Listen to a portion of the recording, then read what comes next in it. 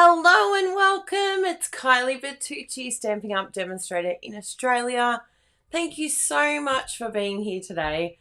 I am so sorry that I forgot to press click on the schedule. But good news, we have our new camera back. We were very excited to be able to get it fixed very easily. It was the lens. So it must have been dropped or something happened. But the coolest thing is, it is very quick and responsive at zooming. It's all I've ever wanted. It's all I've wanted to have in a Zoom camera. So I'm very excited. I think we need an applause.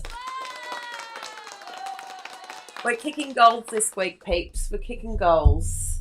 What goals have you been kicking this week? And if you haven't kicked any, all good. I know that you will. Even getting out of bed sometimes is kicking goals, I feel, in my book.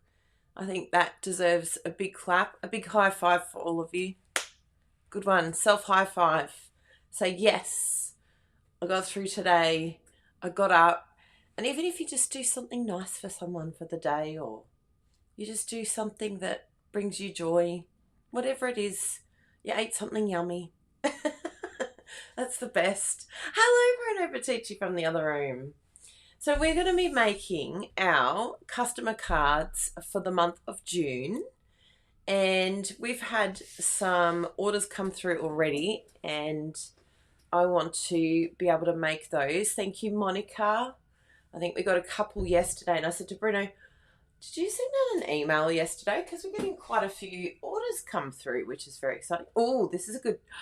Did you see the responsiveness there, people? Let me just do that again. The background is now zoomed. And now I'm zoomed. That's very quick. That's the quickest response I've ever seen. Thank you for asking, Kerry. A little bit slow this week, but this morning I've woken up and I think we're doing good. I think it's going to be all okay. I just think it's a good excuse to go get a nice massage, I think. So, yes, we had some amazing orders this week. Let me see if I can mention some names here and do a little shout out to all of our wonderful customers that have placed orders with us. Let me see here.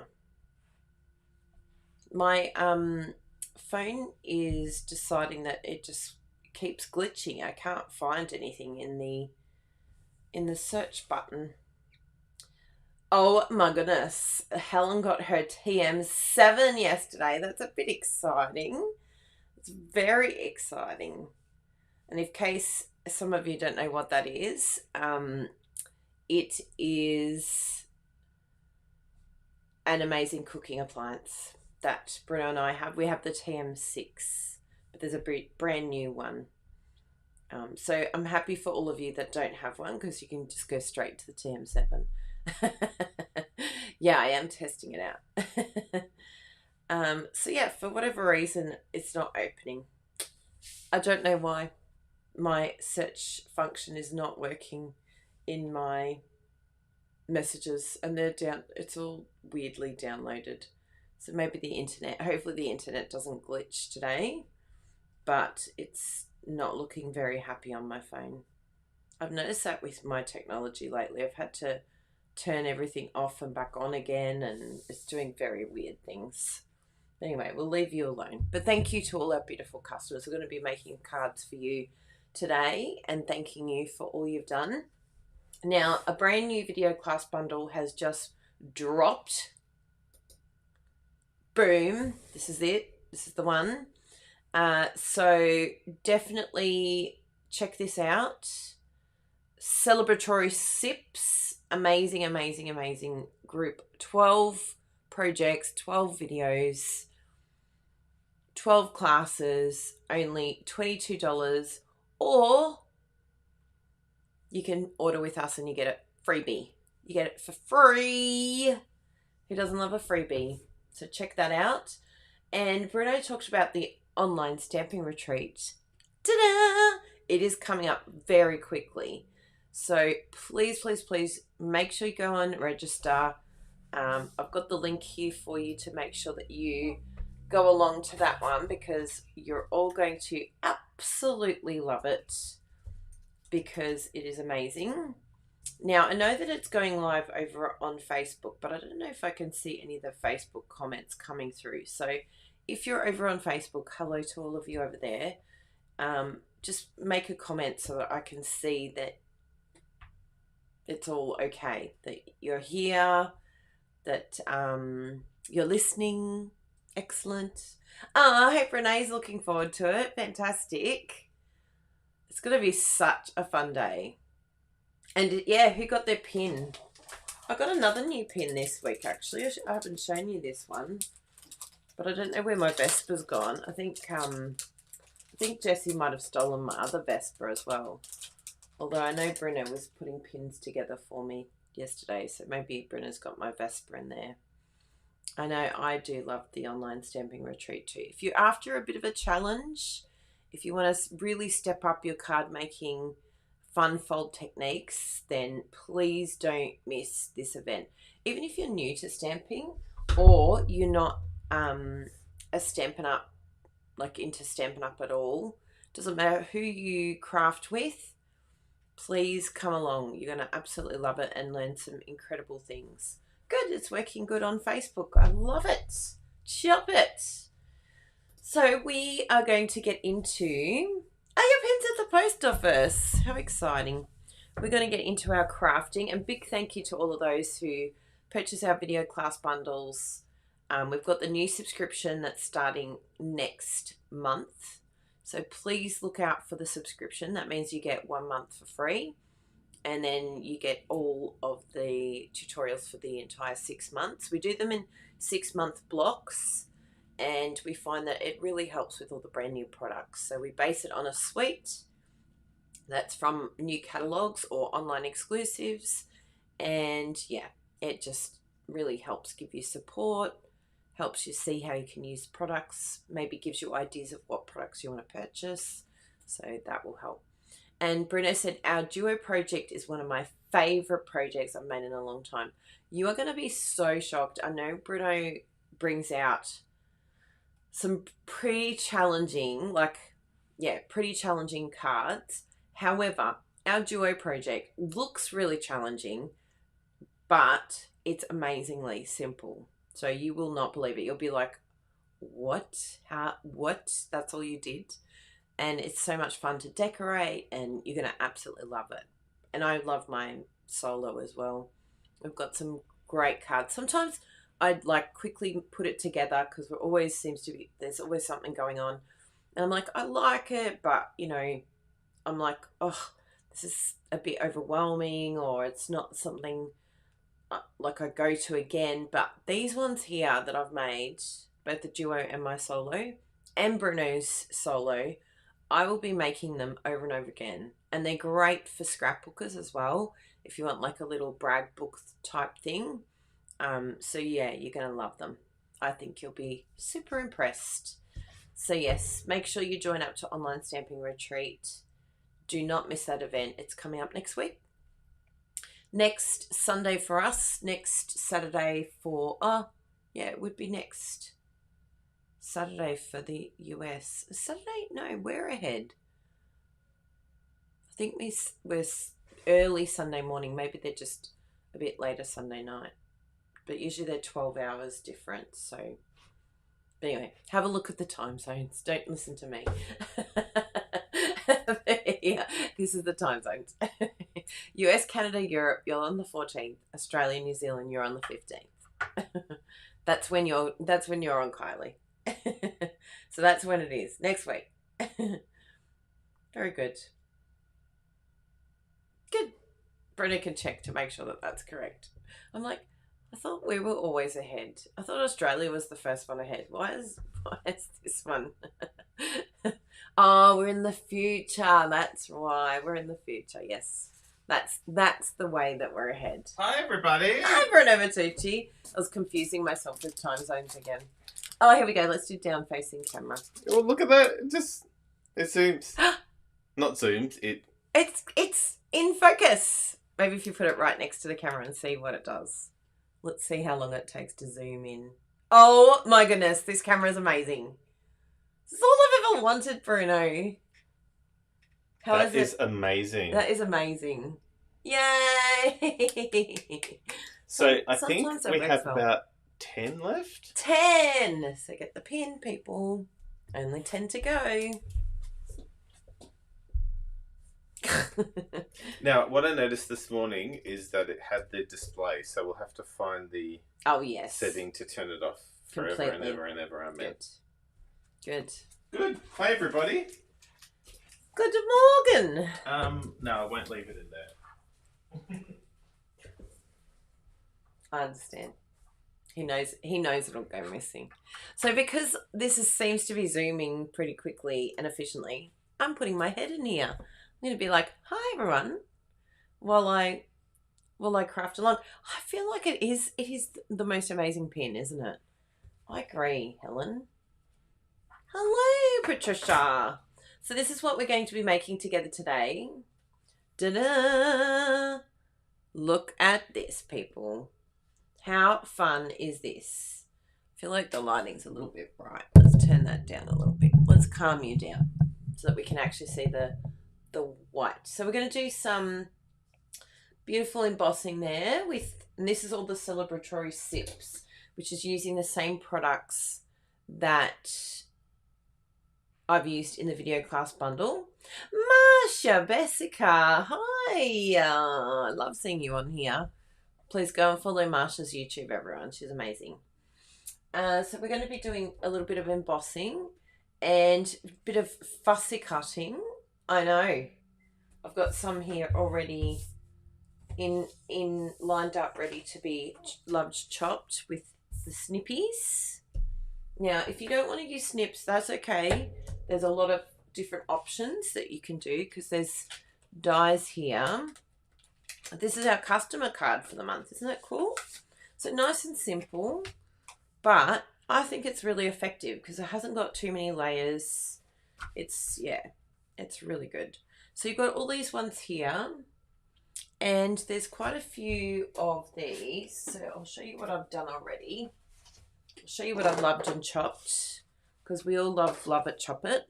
Actually, Bruno, while I've got you here and while I remember, we need some basic black cardstock because I may have used majority of it. In fact, I think I've used all of it so far and I need to get some more there. So I'll show you here. Oh, Bruno's packed it all away. You're so good, Bruno. Thank you. So this is where I chopped out all these glasses from. But if you're not into love it, chop it, or cutting them in, you can do this, which is something Bruno showed me here. So you have these ones here. Oh, there's some more there. Put them at the front in case we need those as well. So you can get the dies, and I'll show you how to do this because this is a bit fun. There's quite a few of these ones. Oh, there's the bin. Did you put the bin out, Bruno? I forgot to take it out last night. I forgot it. So you can actually create your own little drinks here by cutting out using the die. Right? Even these ones here. And then it has like a little, like this whole section here, then we'll have like little rims on top. Even if you just go a little bit higher, it'll give you like the little top of the glass. And then you can use these to garnish. You can have a little bit of garnish there as well. So that is how you can do that. And these have got the die cuts for the strawberry and the little cherry. Oh, you're a legend. So I just wanted to... Oh, you did it. Yeah. Hanging off the top. Yes.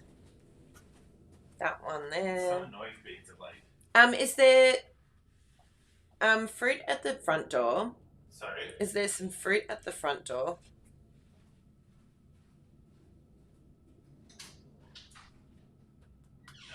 No. Okay. Yanette is dropping off some persimmons. Yeah, I thought you'd like them. I'm like, that sounds like something Bruno would love to eat. something random that no one else eats. And I'll be like, yes, I love it. So anyway, we'll do a couple of those as well as we go along, because I think that will be quite fun to see how this works. But it's great, this paper. I just think it's a really, really fun suite of amazing designs.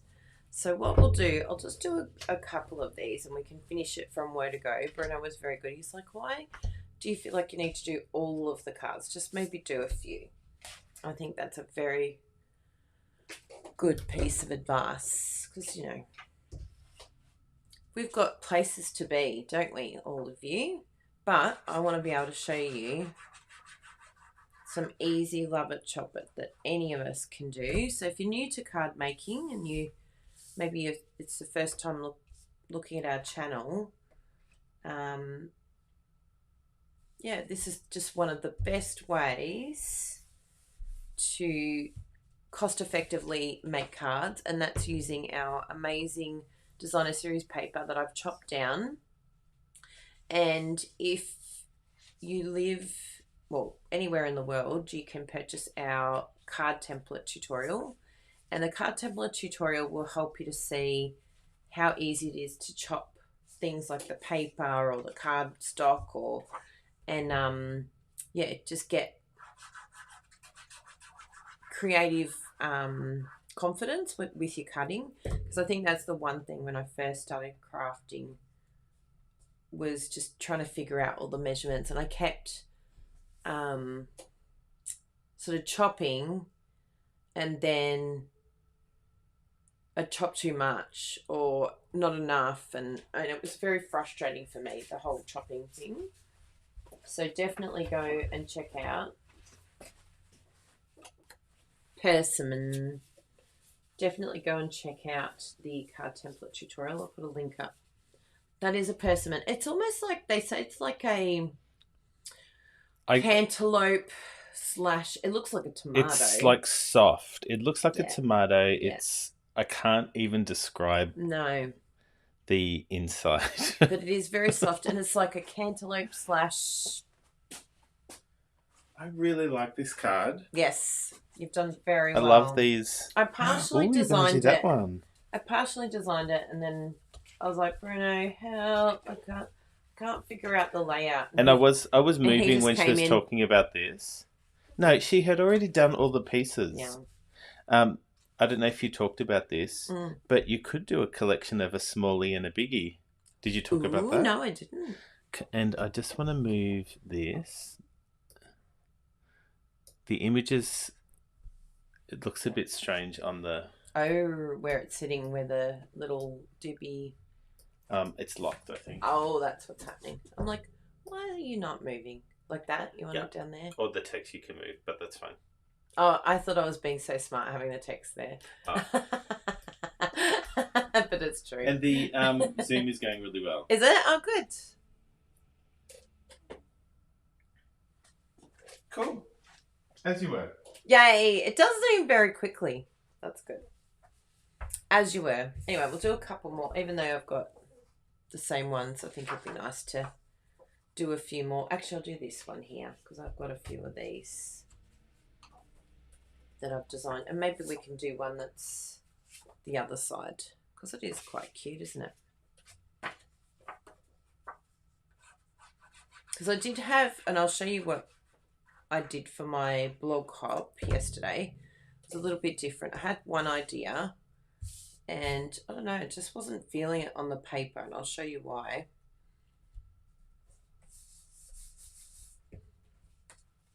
Like that. And then, oh, I don't really want to cover that.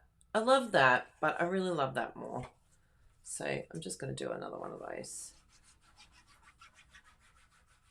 But I did some stamping, and I really liked it, but it wasn't grabbing me, because I wanted to use the paper.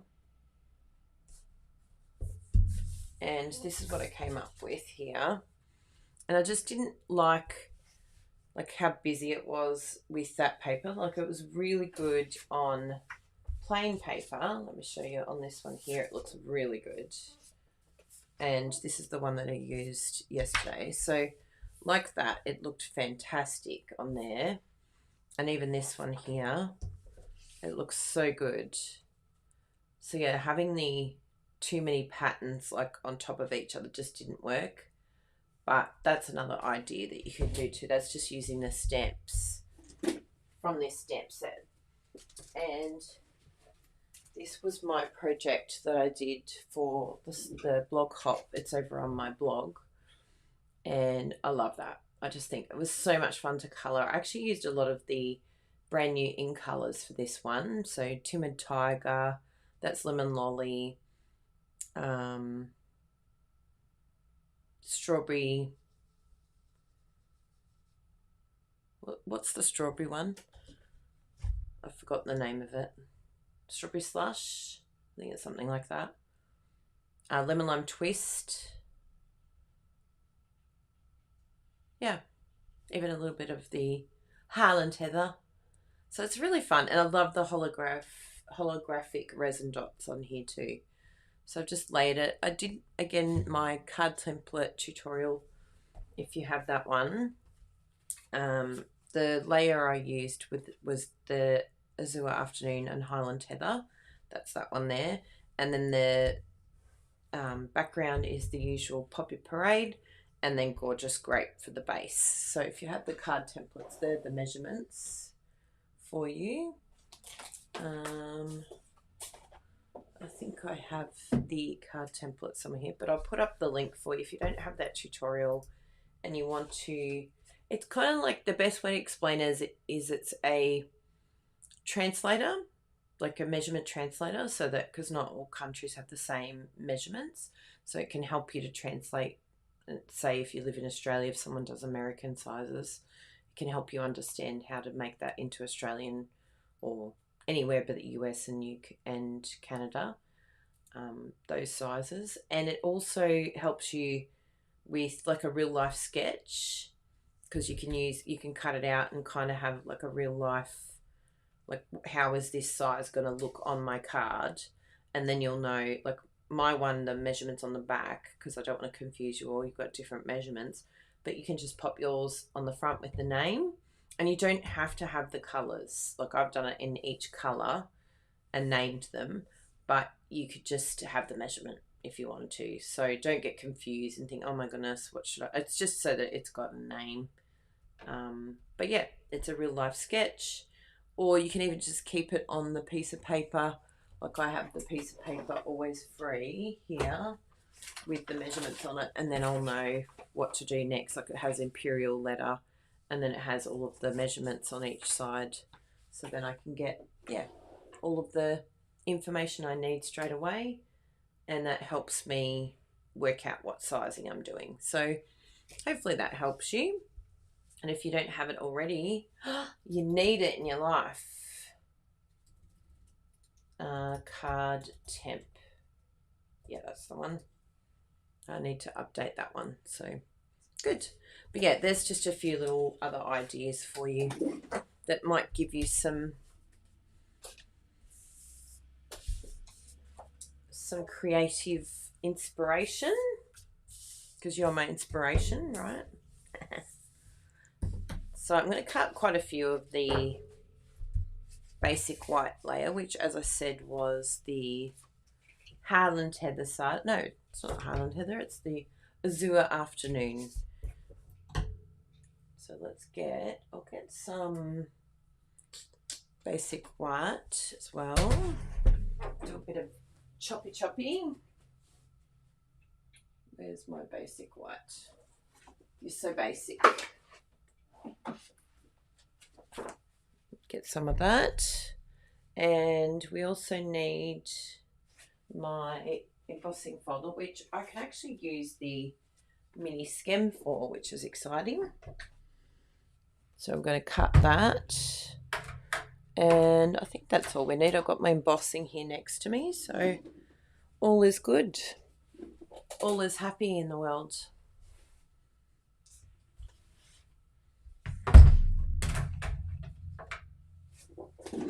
So let's chop some of these, and I'll chop some inserts as well while I'm at it.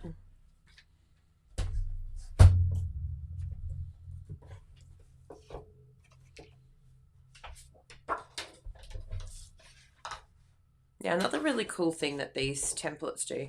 Sometimes we're not sure how to cut our cardstock. We're like, oh, am I better off doing something like this? And you can see here, like this won't fit 3 ways across. It only fits twice. So sometimes you can figure out, oh, well, what about this way? Does that fit more? And again, it doesn't. So this way is definitely the better way to cut. So you can sort of, gauge what's going to get the most out of my cardstock and which direction should I cut my paper. And that really helps me to not waste as much paper as well.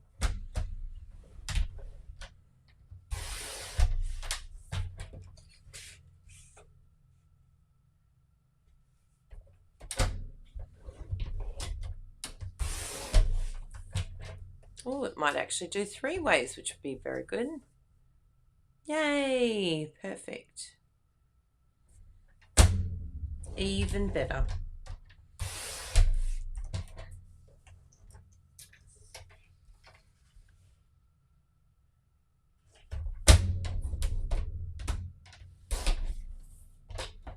So we're going to emboss these. And I really love this embossing folder. It comes with the Celebratory Sip Suite. Say that 3 times fast. I'll just move over here a little bit. I keep forgetting I've got a camera here now.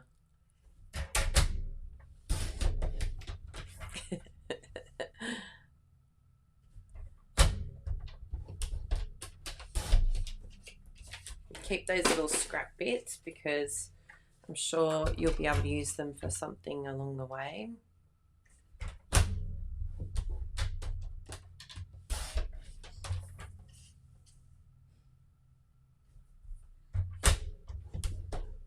Love seeing you all chatting in the comments. It's so nice. Hi. Hi. I like the camera. I just like, can I make one change to the camera? Sure.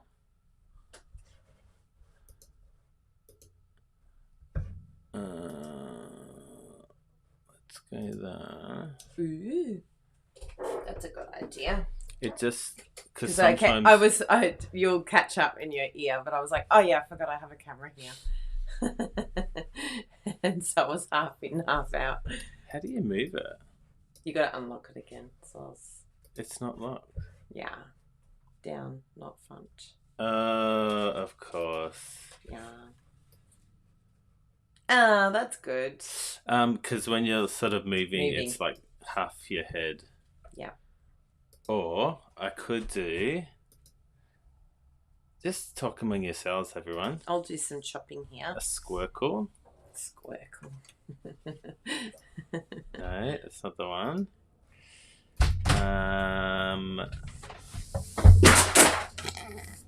Okay. Sorry. I'm going. Panic attack! Can you help me by picking this up, please? That would be very helpful. Britta's like, I've taken it too far. Kylie. But I do like the idea of the 16-9, actually. I think that's a very good idea. Oh, thank you. I'm turning the heater. Bruna asked me this morning, would you like the heater on? And it was like literally the time to go live. I figured out that I had forgotten to schedule the live, and I was trying to get that all sorted. And at that point, I'm like, my brain cannot even think about temperature. I'm like, just whatever. I don't even know who I am or what I'm doing. Trying to make a decision like that was just like, no, this is not going to happen. Now, what do I need here? I need to read this properly because I'm distracted. Number 1. Oh, that should work. And number 3. Oh, number 3. Okay, there is a different one for this one. But yeah, I was like, Whatever. I'm like, my brain is glitching. I cannot. I'm sorry. It's being used for other processes right now, which is to just go live.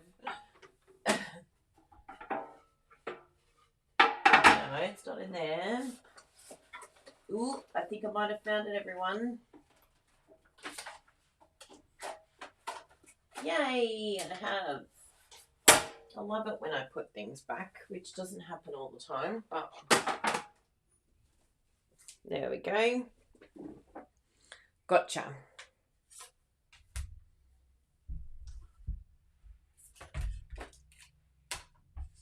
Number one. Still not number one though. Anyway, we'll try that. Because I really want to emboss in my... You can tell I really want to use my mini skim. I'm like, we will make it happen. What's number 4? I think that must be the old white one that I didn't use anymore.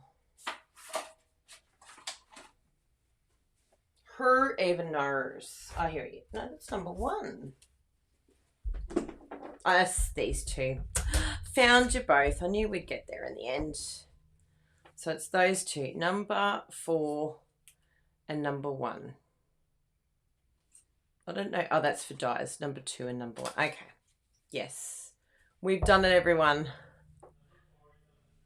My brain literally was glitching. It's so interesting. Just the smallest little thing, like it's good recognizing it now, but the smallest little change can just, absolutely spiral me. And it's like, before I would be like, mask it, you can do okay. But I just, I can't mask it anymore. It's like, no, this is not, I have to know my limits. What is going on here? Why is this one not working? It's definitely saying 1 and 4, isn't it? But this is 3D. Oh, so it is 1 and 3. Okay. See, even reading. My brain. I wish I had a normal brain. Normal brain. I don't have a normal brain. Now we're happy. Did you make it work? Yes. Oh dear. People don't understand until they have this type of brain. It is a brain that some of you would be aware of. Oh, you just gotta laugh at yourself. You can't. Don't let it get to you. Don't let it spiral you. We don't have to be perfect. We aren't perfect. I did a really good training program this week. Oh my goodness, I'm so... Like, it was for me. Like, I know others said that they got a lot out of it, but I'm like, this was such perfect training for my brain. And I'll share the link just because you guys, you're all watching and you deserve to have an opportunity to watch it as well. I'll pop up the link. If you're a YouTube member, you got it included, and I put links up for those that are signed up for our demonstrator training level. But it was talking about how we can let fear of things like what just happened, like fear of mistakes or fear of imperfection or fear of judgment, like what other people are going to say. We can actually end up, that can be a catalyst to us not making videos, or feeling like we're not good enough, or that we don't do things right, or that that we're less than, sort of thing, or that in order to avoid the rejection or the sensitivity that we feel, we can sometimes prevent ourselves from doing things publicly, especially. But I hope, I know it's frustrating for some people, and I've seen it in comments where they're like, oh my goodness, get it together. Or, stop talking, you talk excessively. But the cool thing about YouTube is, and it very rarely happens, like the majority of you all are just beautiful. You're my people. We are so happy you're here with us in our channel. And, I know that you understand and you probably even resonate with the way that I am. And so it's just proof that you can do the same if you're a Stampin' Up! Demonstrator, or even if you're not a Stampin' Up! Demonstrator and you want to share what you have made, your creativity, publicly. Like, don't ever hold back from doing that. I think it's so important that we can just be ourselves. And if someone doesn't like it, it's okay. They're not our people. They can just you can either delete their comment if you want to. But I think it's actually good for us to just learn a bit of, it's okay to get criticism. It's okay to, know that I've had a lot in my life, a lot of criticism, and, you do get very, very sensitive. You do get to a point where it's like, I don't think I can handle this anymore, but we can. We're tough cookies. And I think learning to just be like, you know what? Yep, you're right. Yep, I talk a lot. Yep, I'm loud. Yep. What would you like me to do about that? Guess what? You lack tact. Why are you telling me this? You're not very compassionate. You don't have very much empathy. I mean, I would never say it, but it's like I look at the person and I just think, you know what? I'd much rather be me and be kind and understanding and empathetic and not judgmental than looking at the person that said the judgmental comment. I'm like, I'm so happy I'm me. I'm so happy I'm like this. I would much rather take my imperfections than someone who has got it all together and then judges other people. I just think I actually feel like those people miss out more than people like me. People like you, probably. That's why you're here on my channel. So I think it's really special that we have what we have. If you resonate with what I do, if you're like, yes, Carly, that's me. So I'll just pop up the link for you for the training.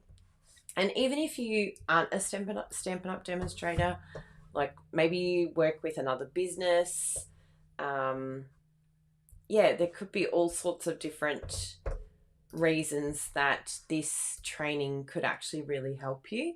And a lot of it is based on, rejection sensitivity, like feeling like a failure, holding back, not wanting to look pushy, helping you basically to deal with the negativity of others and even their comments, and also how to keep our energy, we give too much of our energy to other people rather than ourselves, and I think that's where we really struggle. And I don't know if it's, women of a certain age or, all sorts of different reasons that these things happen, but we need tools in order to not, and I talked about this a lot, not to label other people and alienate ourselves, but we need these tools in order to be stronger and do better and be better for other people. And, those ones that do get frustrated with us, we've still got to live with them. They're still going to be around us. We can't just walk around cutting all these people off. So it's learning how to actually be stronger as opposed to feeling weaker by feeling like we've got to cut them off or change our surroundings or change other people. We can't change how other people treat us, but we can change how we respond to it, and we can change how we go about it. So I actually tried it this week, my training. I know this sounds really funny, but I applied my training this week and I was with a group of people, and interestingly, I'm just doing some love it, chop it here, everyone. Story time as I chop, and if you want to get out some chopping too. But interestingly, it came up where someone said something like, now stop your talking and come on, we've got to go, right? And it wasn't Bruno, it was just someone else, like someone I don't know well either. And normally that would really trigger me. I'd be like, oof, I don't like that. Like, that's a real trigger thing for me, because that was on my report cards. Talks too much, interrupts other people, like, and so I saw that as a failure. And look, I do have to learn. Like, that's another thing that I'm like, you know what? I've got to take this on board when I'm with other people. Learn how to ask questions. Don't feel like you have to fill in the silence. Like, it's not, because it's a responsibility thing where I feel like, there needs to be fun. Like, I want to be fun. So if we have like a silent moment with a group of people, or that it's not entertaining for them, that they'll walk away and feel like they haven't had a good time. And so, like, ultimately people have a good time if they have been able to talk about themselves, if they feel like you're interested in them. So yeah, I straight away, the person that said it, stop talking, you're talking too much, or something like that. Like, it's an interesting comment to make, isn't it? You're talking too much. It's like, so do you have, like, the amount of talking that is considered normal? are you the judge of what is talking normal? But anyway, it was very interesting. What I did is I held my ground. Like, I just, didn't get, like, I didn't sometimes I ignore it, or I could make a, like, negative comment back in return, or like, I don't think I've been handling it the right way, like, since I've become an adult, because it's so triggering from childhood. So what I did was, I said straight away, I turned around and I said, "Oh, I'm so sorry. Thank you for letting me know. I just love spending time, with this person." And I got a bit excited because he was trying to give me directions and he was trying to get my attention. And so what I'm actually learning is, when people get frustrated with me, or when they say things like that, like, "Oh, you're doing, stop that," or "do this," or what it actually, I'm trying to learn is, and this training helped, sort of talked about it as well, is, what is it telling me about the other person?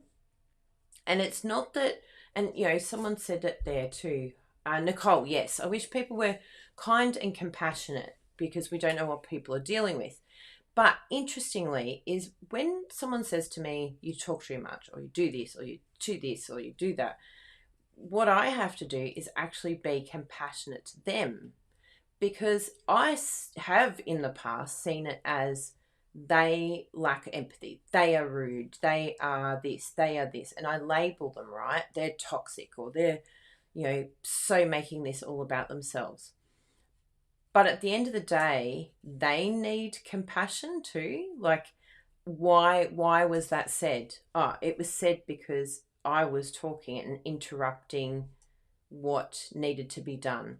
Or it can sometimes be that that person feels a little bit like jealous, "Oh, this person's having so much fun, everyone likes them, and they're all paying attention to this person." And it can be a lot of people now are projecting their emotions, particularly ones that haven't done the work that they need to do to actually self-reflect and to look at their qualities and say, "Hey, where do I need improvement? What's my part in this?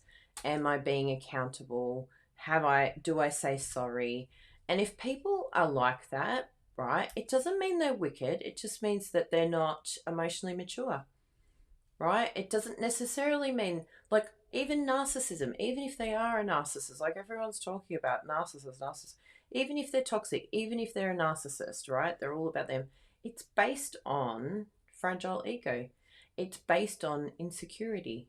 So they're just a really insecure person that is coming across super judgy and unkind. And guess what? The very thing that they're afraid of, which is, not having friends, or maybe they're jealous that this person's got more friends.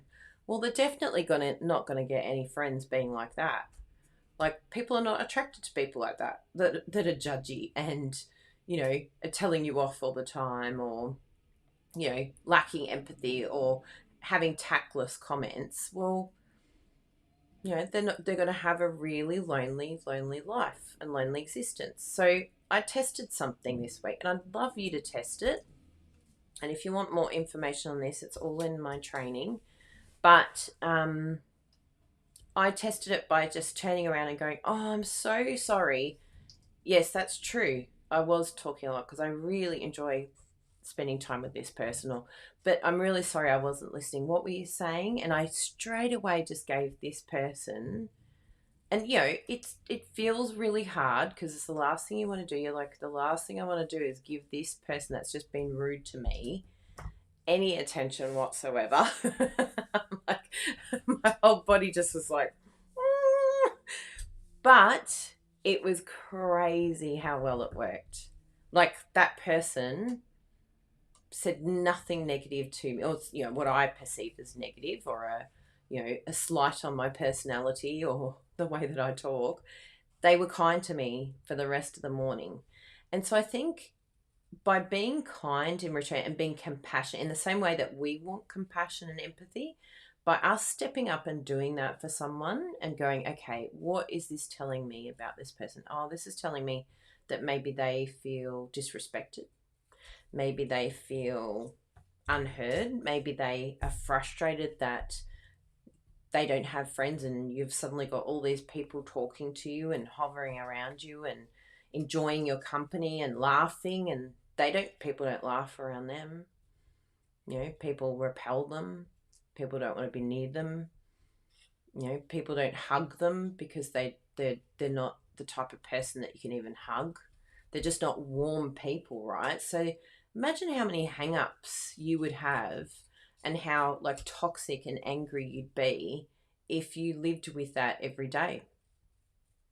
It's a really interesting thought, isn't it? It's like, I constantly think, why would they be so rude? Like, why would they be like that? Like, that's just awful. And so you draw away from them, which is the very thing that is their trigger, that is their, it's like, the same way that I feel about when someone comments on my personality. You're too loud, you're too this, your personality, you talk too much, or you like, that is their Achilles heel. Because, yeah, okay, I might have those things, but I have way more friends than you because you're judgmental. Because you lack tact, and you're not safe to be around, right? You're not a safe person, because it's like, well, what are you going to say to me today? What judgment are you going to say? Like, people who, like, the fun, empathetic, kind, sweet people aren't going to be attracted to someone like that. And so they end up having all of the judgmental, grumpy, awful people. They're the only people that they could possibly even be friends with, but they don't want to be friends with each other because they don't know how to regulate each other, right? Only the kind, empathetic, sweet people know how to actually help judgmental people to feel like they belong. Like, they're the only ones that have the energy or the kindness to actually go, okay, we've got some empathy here. Whereas the ones that are like them, that are judgment, they're just like, we don't want anything to do with you either, because they remind themselves of each other. So they don't even want to be with each other. They're like, just watch them. Watch the judgy ones together. And it's so funny. Like, they repel each other because they're actually looking into a mirror that they don't want to they don't like it. They don't want to be around people that are the same as them. So, yeah, super interesting. Yes, they're not emotionally immature, and they're not able to be what we need them to be. And that's okay. There's some people in our life, like, rather than going, once they do this, then I can do this. And we have to protect ourselves, of course. We need, everyone's talking about boundaries and, those sort of things. And yes, we need to protect ourselves. We can't be like walked all over. However, what I've seen so far from this idea of managing people, like, it's not managing an expectation. Well, it is actually the expectation of this person is that they're going to be judgmental. That's my expectation. But the only way that I can help someone like that to see what they're like and how they repel others is to actually become friends with them first, right? And to show them empathy and kindness.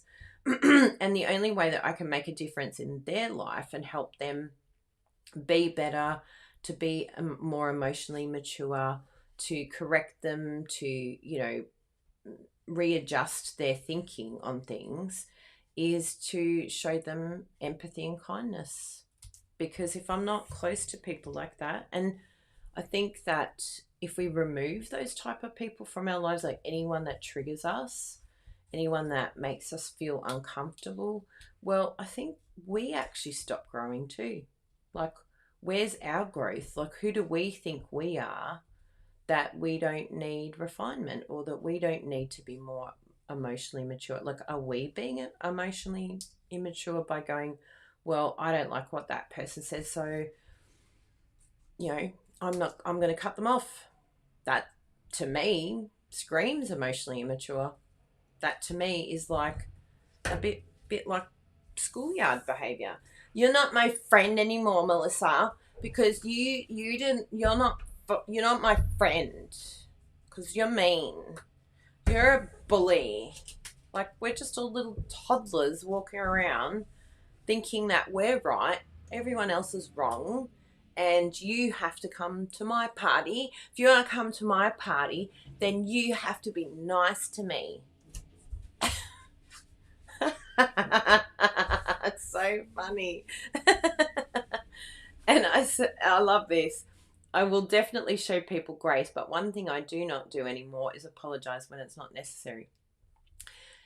And I understand that 100%, right? But in my perception, there's some apologies I would love to get from certain people in my life that are not going. I know they're not going to come because they feel the same way. They're like, I don't need to do that. But I think if we can, and you don't want your apologies to not be sincere, you don't want your apologies to not be real, but I think if we can get to a place of being comfortable in accountability and being comfortable with apologizing to someone if they've been hurt by something we've done. If I've talked excessively and that has frustrated them, or if I have been too loud and that has frustrated them, sure, I'm happy to apologize. Even though I don't see an issue with it, guess what? They do. Some people find that really annoying. And some people find people interrupting them really rude and annoying. I see no problem with it. I love being with friends of mine that we just literally talk all over each other. Like, we're having 3 conversations and we're talking over the top of each other. And I love those people are my people, because I know that I can just be me and I don't have to in any way change the way that I converse. But for some people, and maybe it's family members, not your chosen friends, but maybe family members that you can see every time you're with them, you drive them nuts.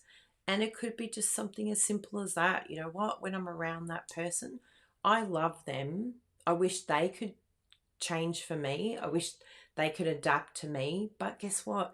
When you're emotionally immature and it's all about you, you can't change. So someone has to change. Someone has to be the bigger person. Sure. Okay, I'll be the bigger person. Like, is it going to cost me anything? No. I think it's actually going to give me more resilience. I think it's going to make me a more confident person, which probably will frustrate them even more, but that's okay. But I just think I can create my own safety. Why am I depending on others to create that safety for me? Like, it's like that saying, I'm just going to take this lid off lovely Bruno Bertucci. I did pull it out the bin so that it was next to me. He's very good, my lovely Bruno. The lid's coming off the bin. Do you like my framing?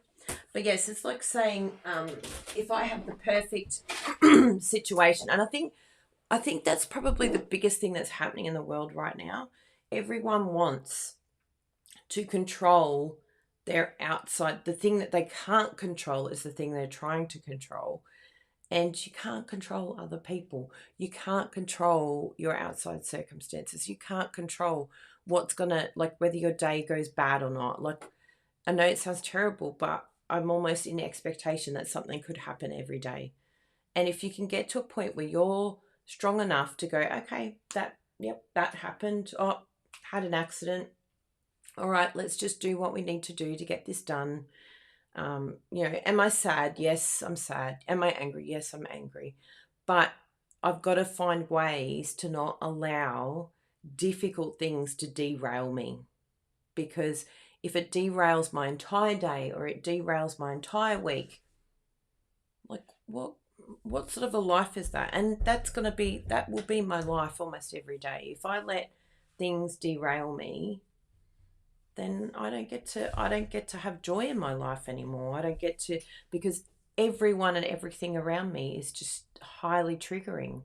So I think when you can be emotionally mature, then you can get to a point where you can see what that person's saying, read the room, read what that means in that person, and actually do better for them.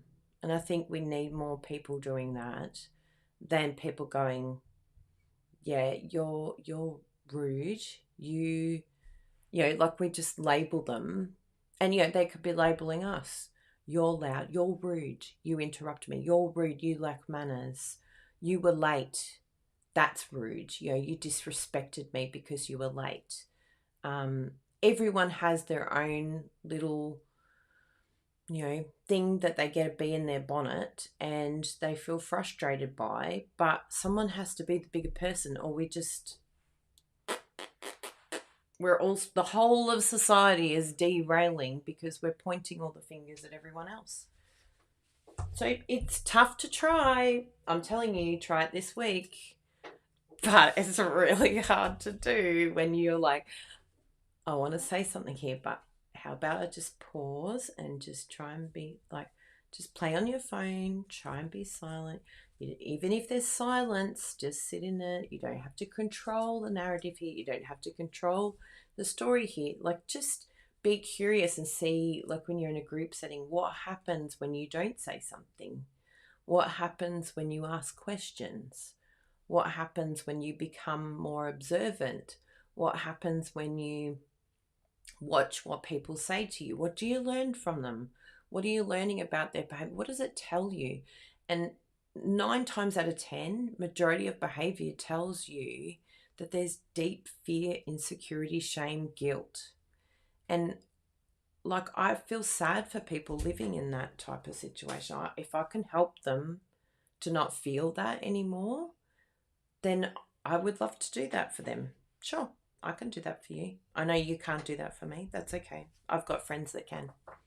So when I feel like I need a top up, I go to my friends. I go to my Jessie. I have like my Jessie, my Sarah, my Taya. Like, I've got all these really close friends that we FaceTime. Just got to get some cardstock for here.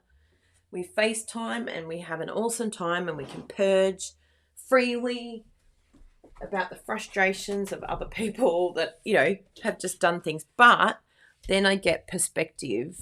Oh, I love the lemon lime twist. That looks gorgeous.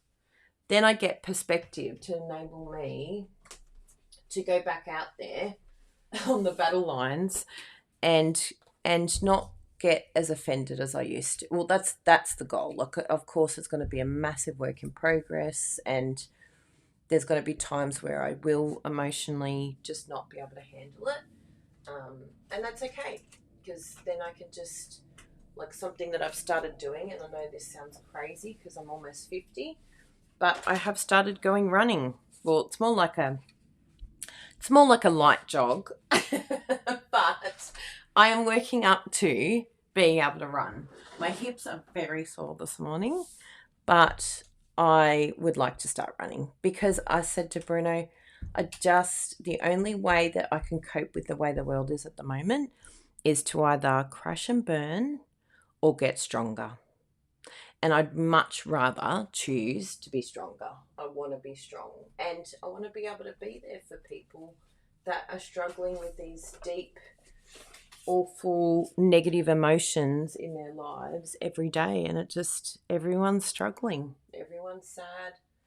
Everyone's got something, right? But everyone wants everyone else to fix it for them instead of them doing the work themselves.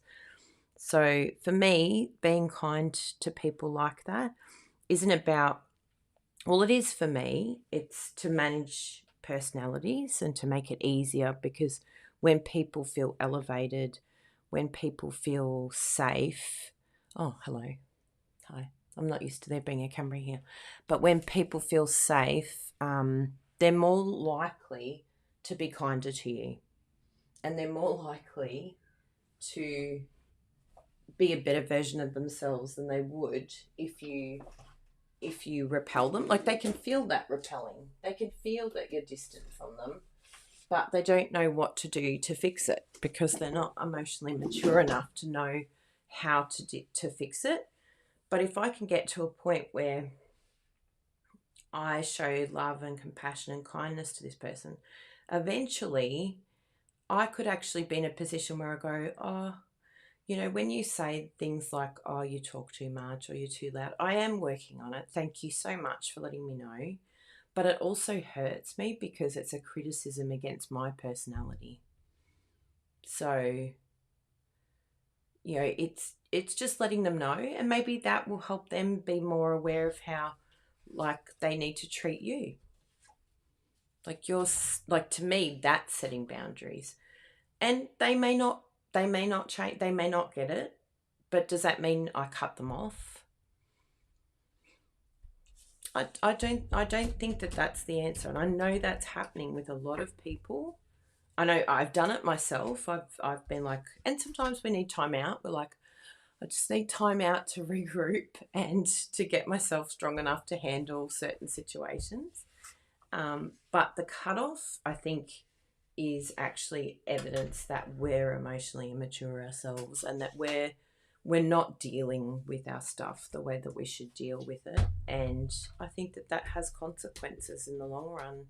I think that then we think, well, I can just control, like, we're trying to control our environment that is completely 100% out of control.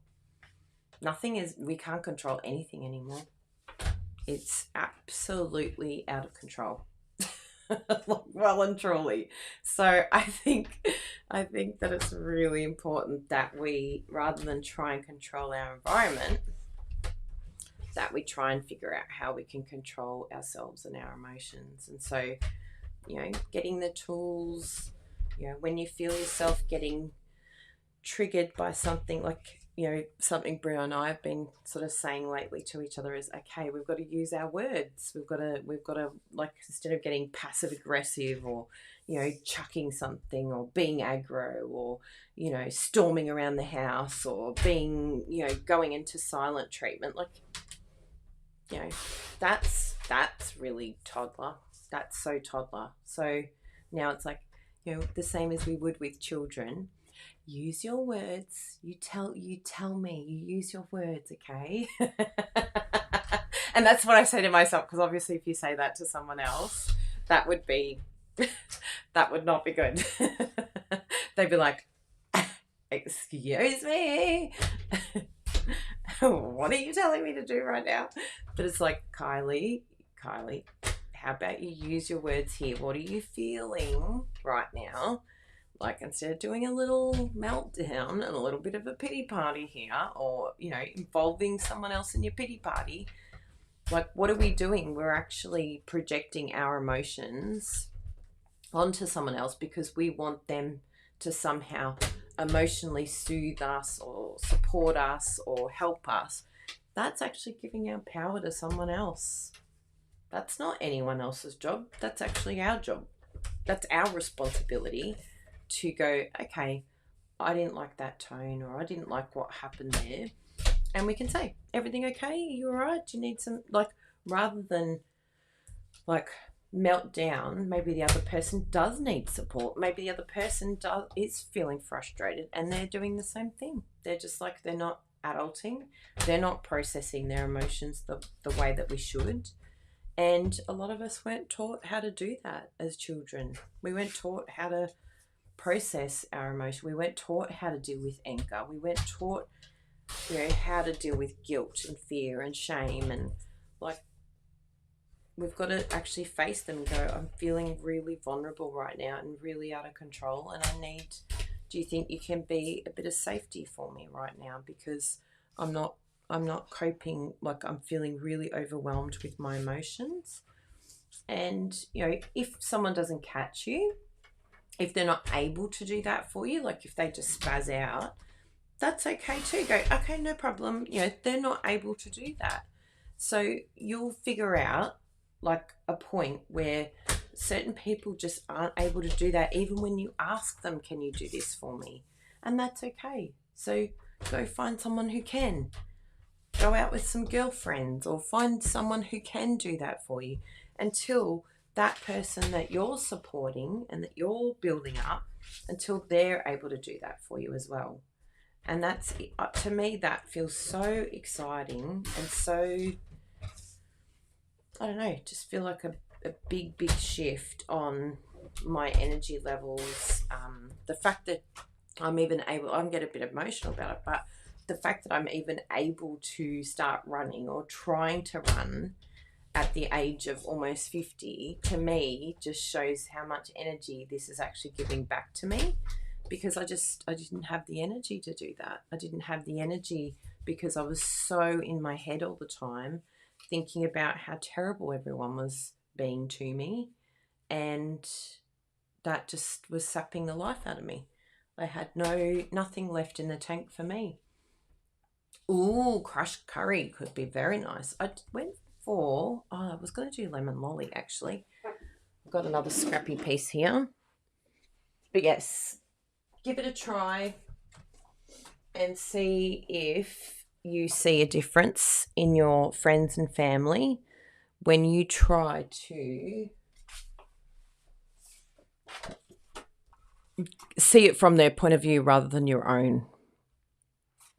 I do like the crushed curry, but I think the lemon lolly might be, and I barely use the lemon lolly, so I might use that because it's a bit neglected. Once rejected, hey? Thank you, Marsha. Oh, it's Marsha. Oh, of course. So anyway, tell me if that resonates with you. And if it does, then you'll really, really love the training that I've set up. Because... Hello, Bruno Bertucci. Hi. Ooh, can you show them what you've done? Let me do front-facing camera.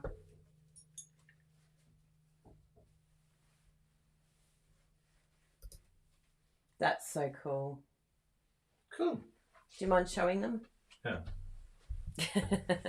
Sorry, you've got the earplugs in. Oh my goodness.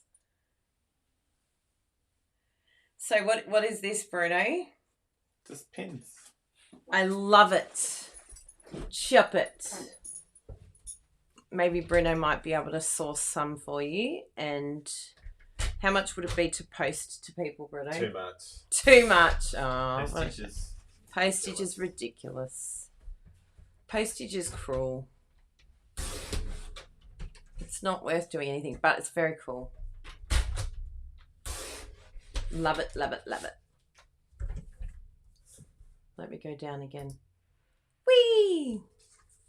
So yes, let me know whether that all resonates with you. It's taken me a little while. Like I've looked at a lot of different resources, and I've interviewed a lot of people. I've asked a lot of people lots of questions, and this is where, you know, it's difficult to face your own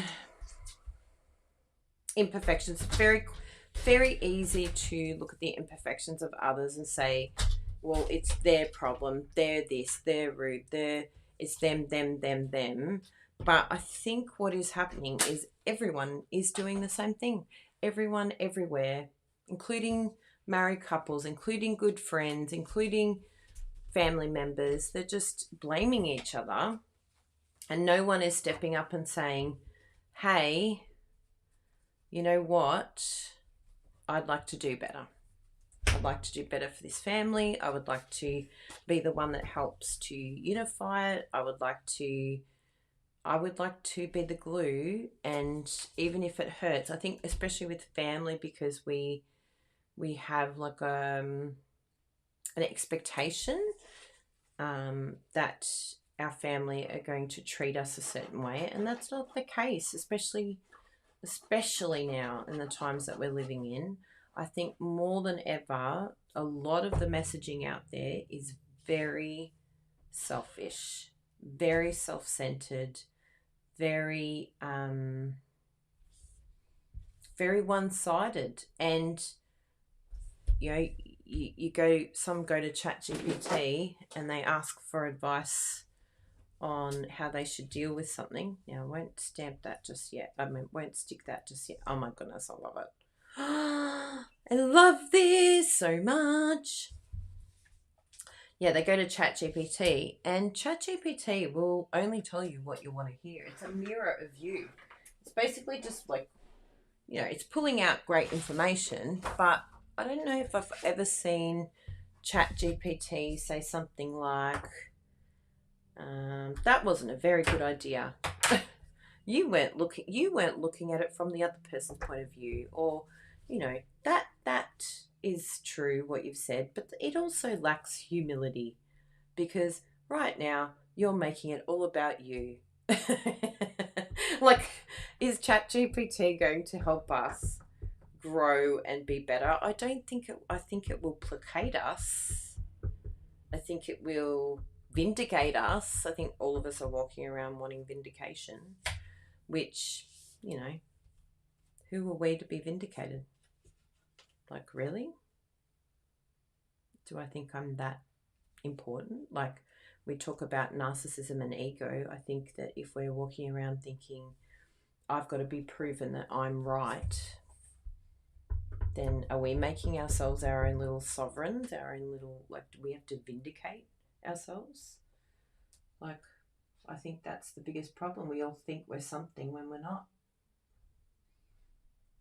We're just little insignificant toddlers walking around. Like, when you look at a toddler that's, got attitude, it's actually quite funny. Right?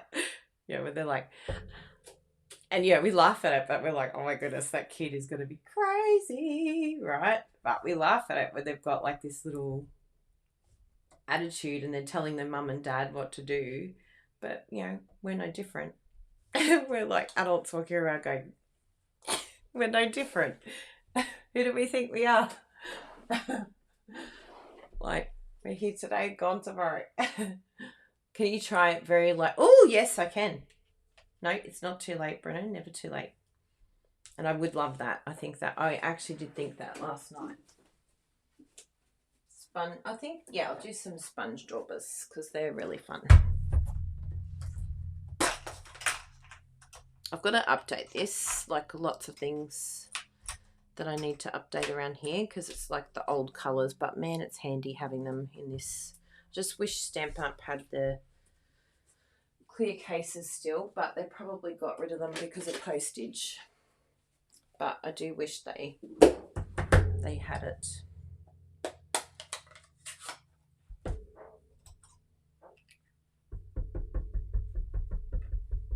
Let's do some blending on the edge. We're living on the edge. Oops, I'm trying not to get anywhere and then end up getting it everywhere.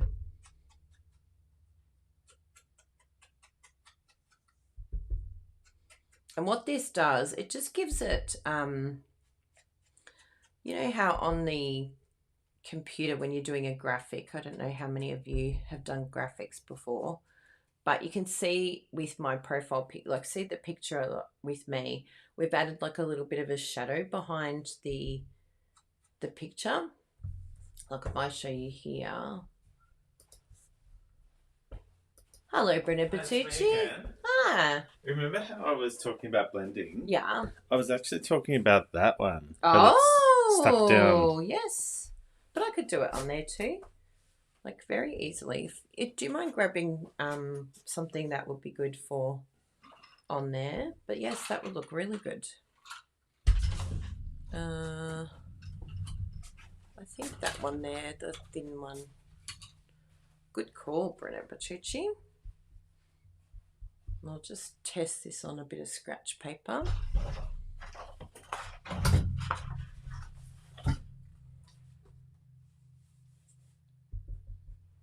Yep, that looks good. I just wondered if it had any excess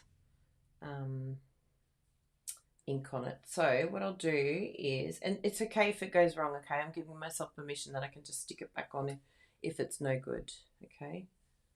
But we'll do a bit of this. Look, I can stick one over the top. Ooh. I love it with the embossing because it's like, yeah, bringing out.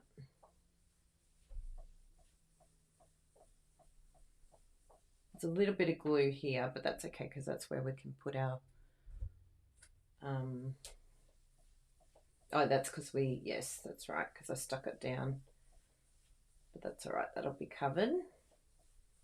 Let's just have a look at that and see what it looks like. Oh yeah, I like that. And then the glass will be like that. I think I could do it a little bit bigger just to bring out some more. What I'll do, I don't like to go directly onto my ink pad. This is something that I learned from Cheryl Miller. So you just grab the ink from here and it'll just give me more ink coverage, and it also protects my stamp pad.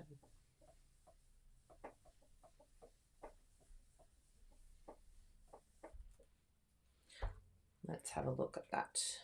It looks terrible there, but once we stick it down, I know that's the weirdest thing about sponging, right? It's like, oh, what am I doing? I'm just like wrecking it. But check this out, peeps. So we do that. It's just one of those things that you've got to trust the process. And then we'll do,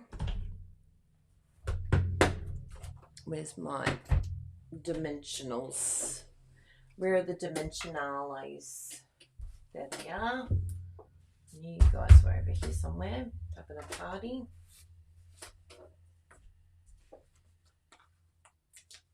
Because you've got to be able to go high enough for it to be seen, because you're going to put the image on there. Yeah, I know, isn't it great? That's a Cheryl Miller technique that I learned.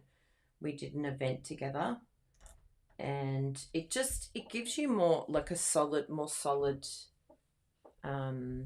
image. But yeah, I just want to show you here. So see my image, if you look at my profile picture right now, so that is without a shadow and that's with. And there's just like this really cool like sort of 3D effect that it gives. So by sponging outside the edges there, it just gives that like pop, like as if it's coming off the page. So it's the same sort of theory with like, but we're doing it with cardstock, like making it sort of look more 3D.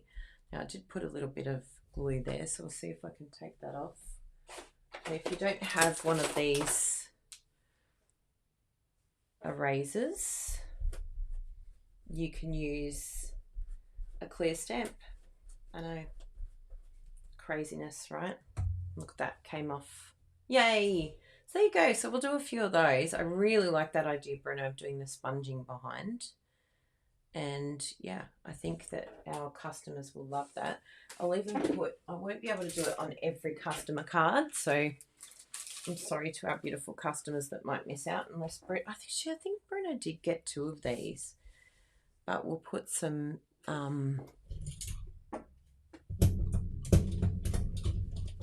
embellishments on here. Beautiful.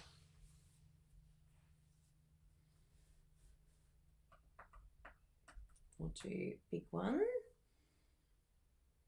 So I think if we go around here, just to fill in this space a little bit, because it is quite a big area with the small sentiment. Actually, I'll do that lower.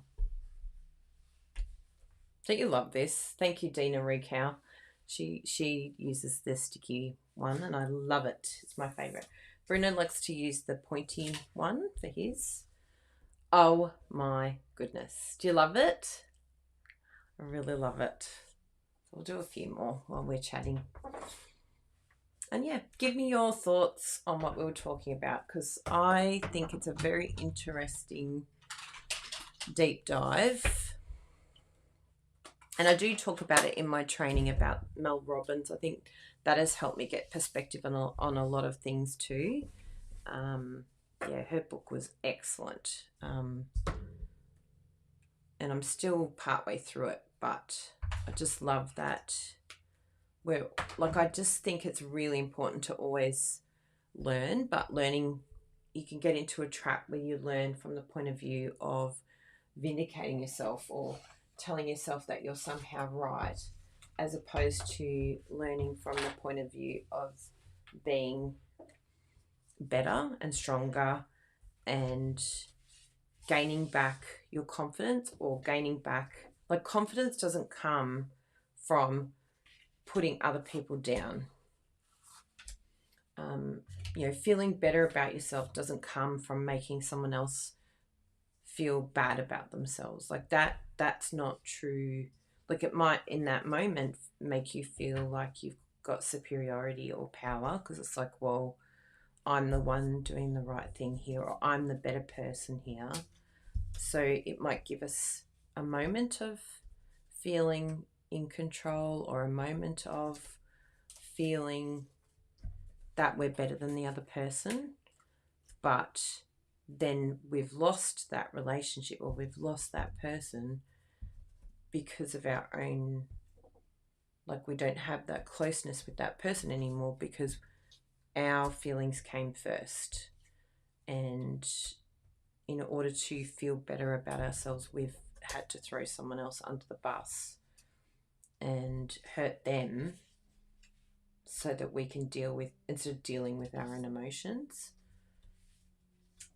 Yes, I'm so glad, Rochelle. You're going to love it. So I've got it up on the group. It's there for 30 days only. So please go and watch it straight away. Because I know I'm the same. And I did it for 30 days because I'm like, no, I really want people to take advantage of it straight away. And because I know what we're like too. We put it off. Like, I'm a procrastinator. But if there's a timeline, I do a lot better. So, like, I think sometimes lifetime access is fantastic, but it also is my Achilles heel because I put it off then. So I put a time limit on it this time, and I said, well, you've got 30 days and then it's gone forever.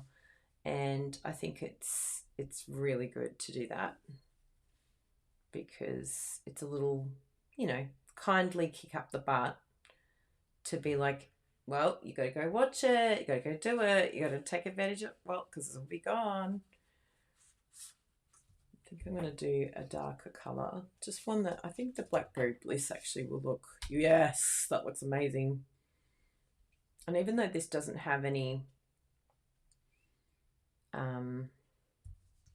could actually add some little embellishments on those things.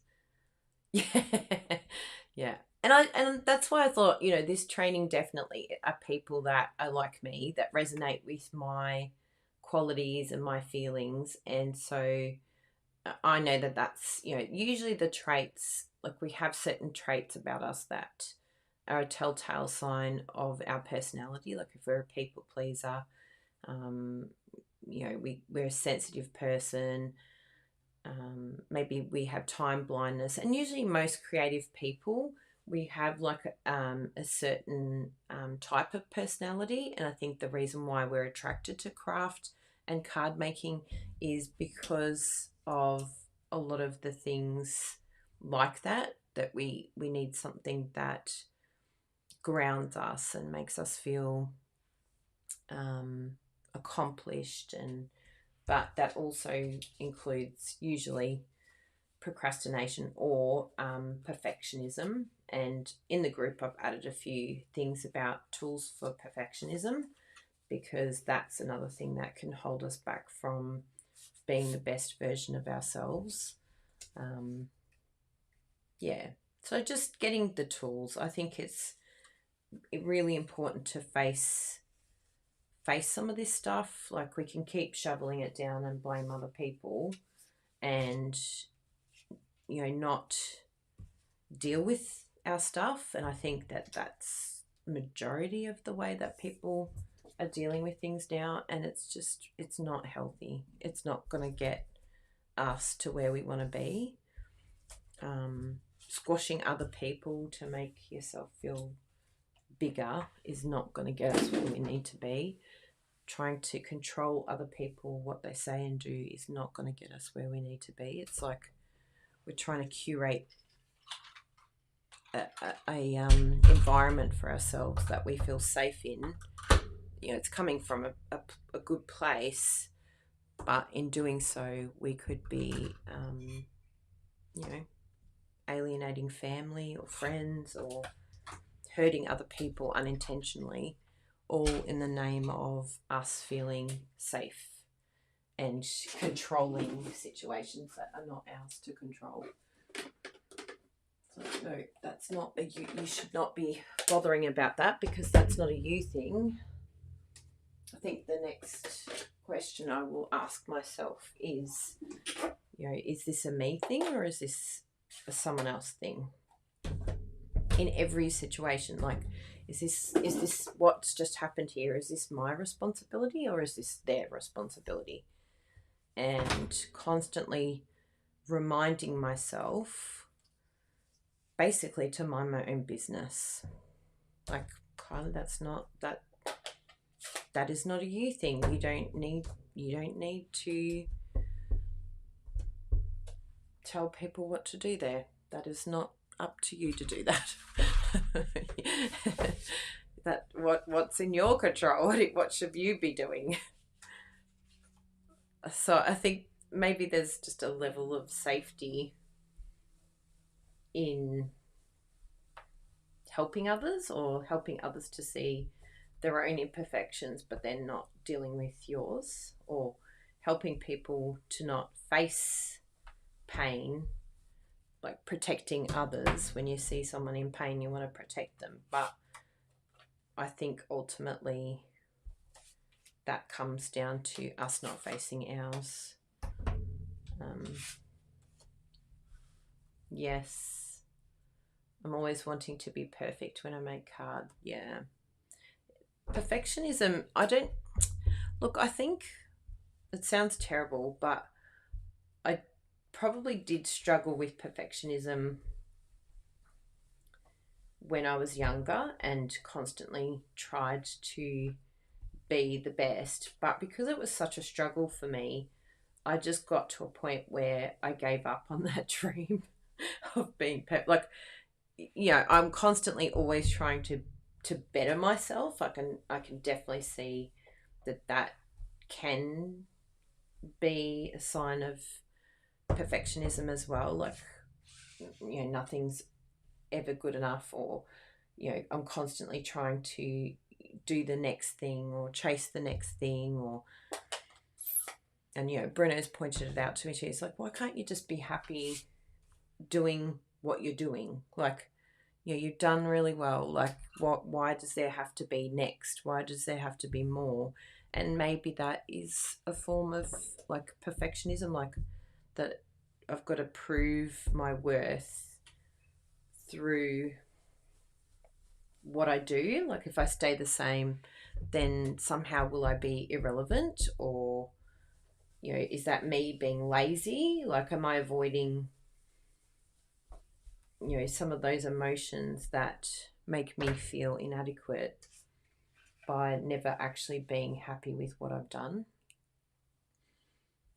Everything is emotion based. Like, the moment we start realizing that, even in other people, like, what emotions is this showing me is not processed, or what yeah, it's all trauma and emotion, and not necessarily trauma either. Like, I've really enjoyed doing a bit of a deep dive that we in our own head can create our own trauma, because we're saying this triggers me or this traumatizes me, therefore everyone around me needs to treat me a certain way because of my trauma.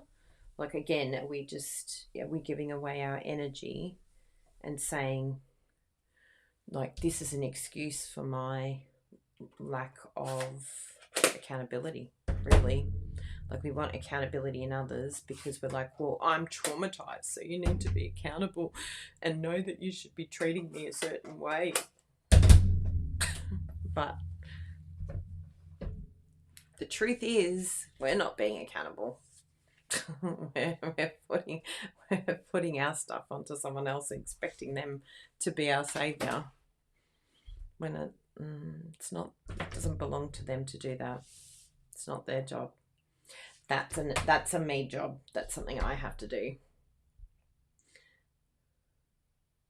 Yes. Do you know what? I think this is probably, Megan, I'm so glad you've mentioned this, and also Rochelle.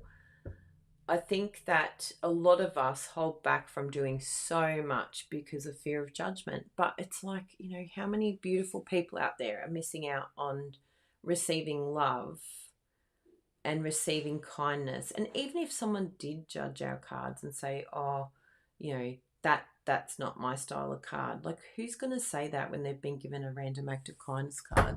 Like, no matter what it looks like, the amount of love that's in that card, it's just, you can't explain how amazing that feels to know that someone is thinking of you, that someone has gone to the effort of sending you a card. Like why do we do that to ourselves? Like, we're actually preventing love and kindness because of our own fears. Again, it's like, instead of it being about the other person, which it is, 100% it is, we've suddenly brought it back to us and our fears and our insecurities. And it's like, it's holding us all back. Like, it's really sad that we've got to this point in life where we're giving that, like, the good stuff is getting squashed by a lot of yucky stuff. Let's do it around here. Oh, the let's is a bit, I pushed down a bit hard. Let's have a look at what this looks like, because I want to get it in the right spot. Yeah, so I think we've just got to get out, and that was the idea of doing the courage to create and share. It's like getting out of our heads. Like, when we hear that negative conversation in our head, just be like, no, I'm not letting you dictate my life. Exactly, Marsha. I agree. Absolutely stunning, Megan. I've never received a card from you and said, oh my goodness, that's so ugly.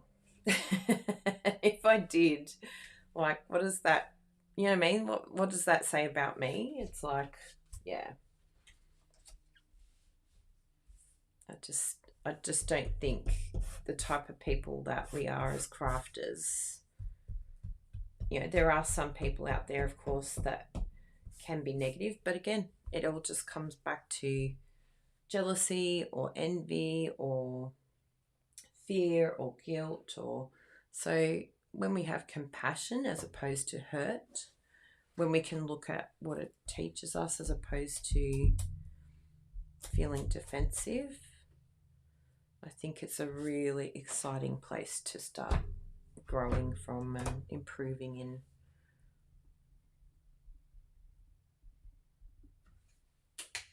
Now, I'm just going to use this as my little guide, because I think it should tell me where to stamp. Sorry about my noggin being out of whack. And then another one here.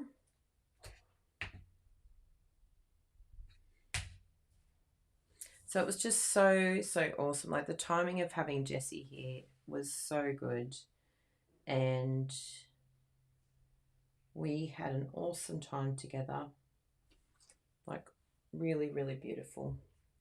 And it was exactly, there's just something really special about hanging out with your fellow girlfriends. It's just and a friendship that we've had for so long. Like, we've been through so much together now that we're more like family than anything else. It's a really beautiful, beautiful relationship. Very open, very honest. Like, we both help each other to grow and learn, and I think that's the type of friendships that we want in our life, that can make us be better and do better. My little heat gun was all trapped. My mother-in-law's cards are really nice, but she still wants an additional Hallmark card. Oh my goodness. But yeah, if you did a deep dive on that, so she wants, you make her a card, and then she wants you to give her a Hallmark card. Like, so she wants you to buy a card as well. Is that what you're saying? Like, we've got a saying, Bruno and I like to use it, and it's called "Let's read between the lines." So reading between the lines is looking at, like, when someone says something that can be quite hurtful, but what are they really trying to say, right? As opposed to what's being said. And it almost is like putting a positive spin on a negative comment. And I really like doing that as well. I think it's like, okay, let's just, and it kind of adds an injection of humor into something that can be quite hurtful or sad, or it's like, now we can view it from a different point of view and have a bit more empathy or a bit more understanding. Yeah. Read between the lines. What is she actually saying? And if you're making her a card and then she's still wanting a bought card, maybe she came from the generation where she wasn't good enough to get purchased things. Like, I know growing up, like, we didn't have a whole lot of extra money, especially with 5 kids. Mum did really well. But it meant that a lot of things were like hand-me-downs, or, she had to, like, she sewed a lot of our clothing as well. And now it's kind of like, that would be really cool, and be like, oh my goodness, you sewed your own stuff. Like, there's things online now where people have crocheted things or made clothing, and it's expensive, really, really expensive.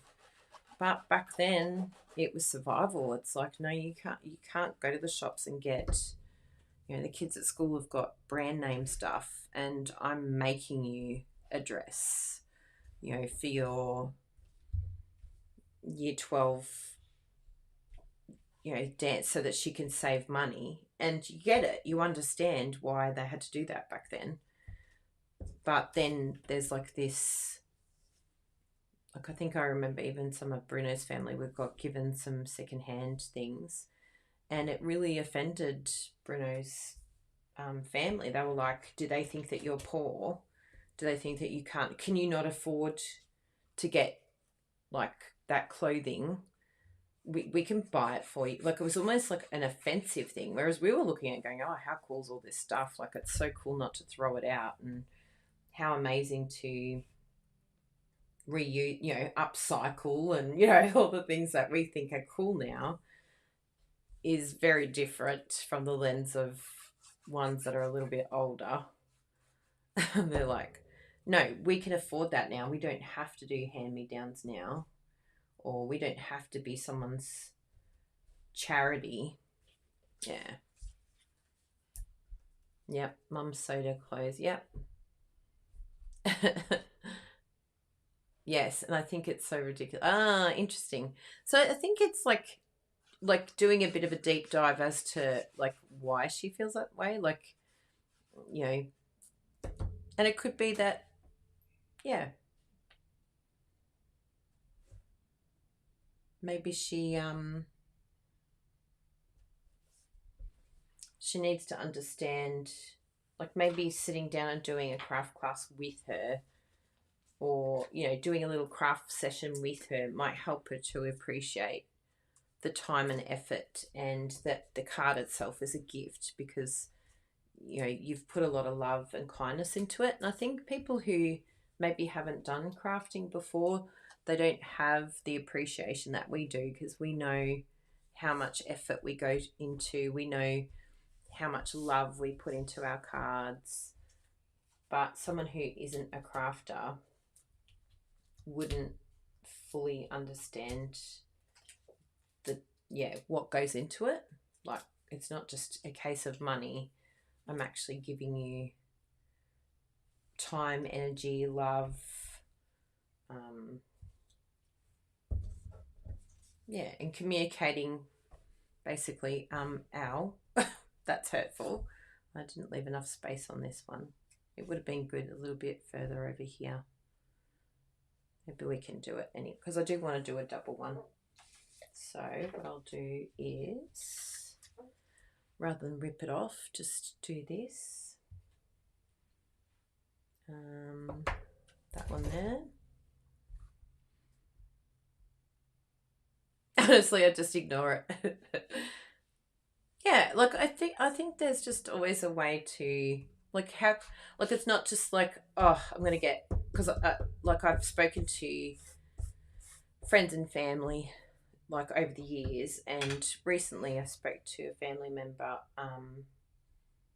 We talk about having boundaries and things like that, and a lot of people are just like, oh, well, boundaries is just, well, suck it up, not going to change. But I think having good communication is probably what is also lacking, and explaining how someone makes you feel. I just stamped completely off that.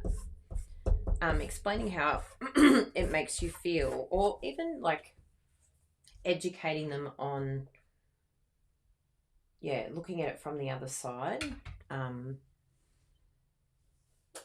can go a long way to helping have understanding and appreciation too.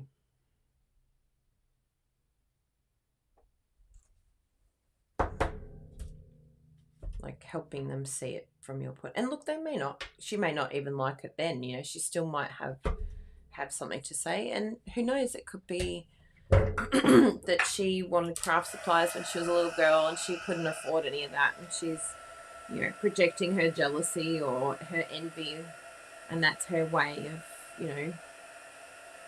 she knows it's going to create a response in you, and she knows that it's something that will get a reaction. And we've got people in our lives that we're like, yep, they genuinely enjoy getting a reaction, even if it's from something negative. And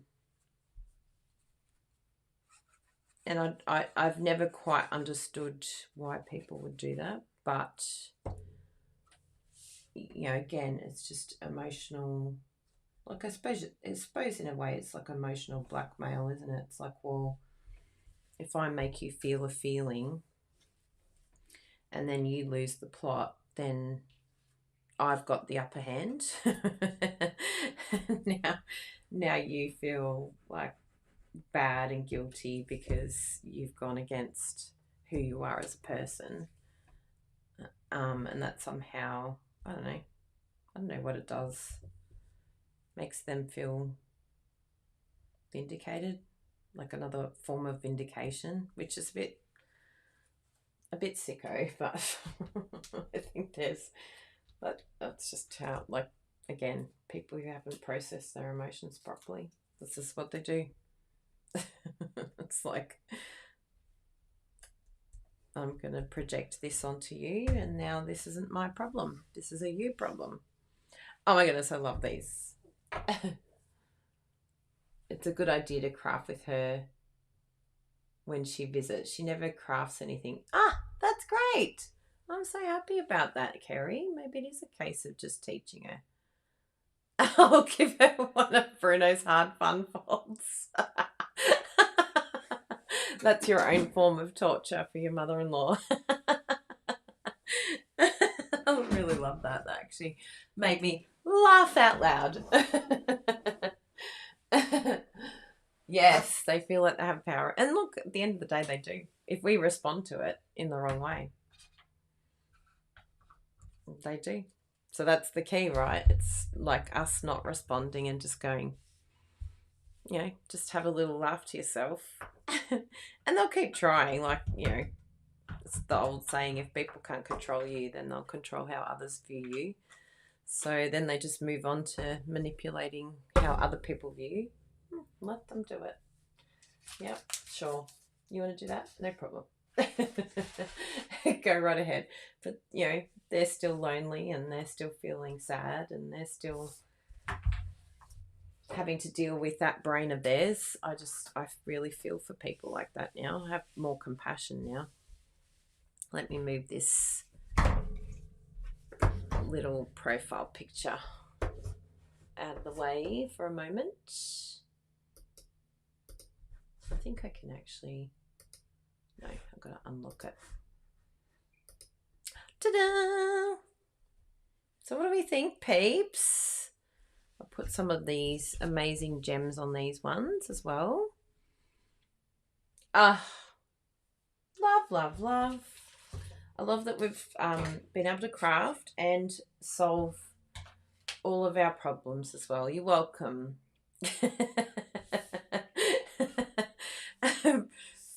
Free emotional advice as well as crafting.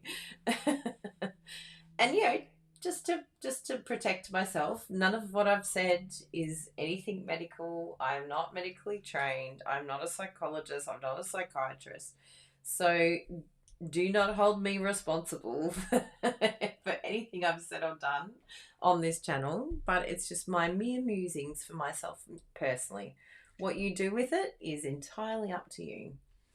Just, in case someone wants to legally say, which, it can happen. You got to protect yourself these days because some people don't like that. And I get it. They're like, well, I trained for 4 years in university and you're going on your little craft show and you're talking about emotions and I don't like it. So just in case, my legal butt is covered. But yeah, it's a sad world that you got to do that. But I also understand you got to protect people. But the crazy thing is with online these days is there's no protection for people anymore. People look online and they think, well, yep, that must be true. That is the truth. No, I am not professional. I am not medically trained and I am not professional. This is just mere little musings that I've come up with just from my own experiences that you can take or leave. Hopefully you can get something from it though, which would be lovely. Oh, I love them. Aren't they cool? Who needs a psychologist? Well, hopefully. I feel like sometimes crafting is our little, we could spend, I don't know how much it is, $150 or something these days, probably even more, $200. But I just think crafting is such a beautiful way to, be in a beautiful community, to have support, to have people, like-minded people. It's all the things that so many people are craving. And so, don't, like Megan said, she feels a little bit inadequate at times or feels like they're not good, her cards aren't good enough. Don't ever hold back from doing good from others because of fear of what people might say or do. I just think that it's sad that we've got to that point that we can't be who we want to be out of fear. Definitely not a doctor. Not a doctor. But yes, I really, really love these. So I might just pop my photo back and then we can just change the size and where I put it. Just so that I've got a little picture there that we've got.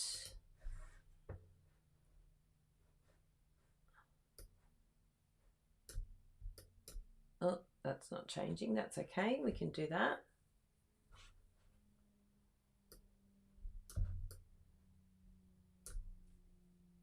Yeah, okay, here we go. Publish. Yay! Love it. Chop it. Yes. Formula. Oh, thank you, Judith. Oh, thank you, Hope. Yay. I think they're fantastic too. Thank you, Bruno Bertucci, for all your help doing these. I didn't end up sponging that first one, but I really love the sponging. I think the sponging, even though it looks weird when you do it, the ultimate outcome is amazing. Yes. Oh, thank you, Leonie. Oh, so good to see you on here. Yes. So hopefully this helps today. Yeah, just a lot. I think the move has helped a lot in terms of just doing a little bit of a bit of internal checking, and we're always learning. I think as we get a little bit older too, we learn, but I don't ever want to get to a point where you become stagnant or give your power to other people. Or I think it's really important that the more that we're struggling, that we have to look at how we can get stronger rather than weaker by pointing fingers or putting it on other people or lacking accountability, or even using the excuse of other people's bad behavior to justify our own lack of empathy, or lacking understanding, or that whole saying love never fails, I think is really true in the times we live in now. If we don't love other people, even the unlovable, then how are we any different to them? I think then we just put ourselves in the same boat. And I don't want to do that. I want to do better. I want to be better no matter what. Even if I'm not treated the right way, sure, I can still love them. I can still see something in them that's good. I can still show kindness. And if there is a real, some of it's imperfection and just, things that they've gone through in their life, or fear, or shape negative qualities, sometimes it is just that, they're a wicked person. They're just not a nice person. But the best way to reveal that is just to be loving. The best way for it all to come out is to just be kind, and it drives them nuts.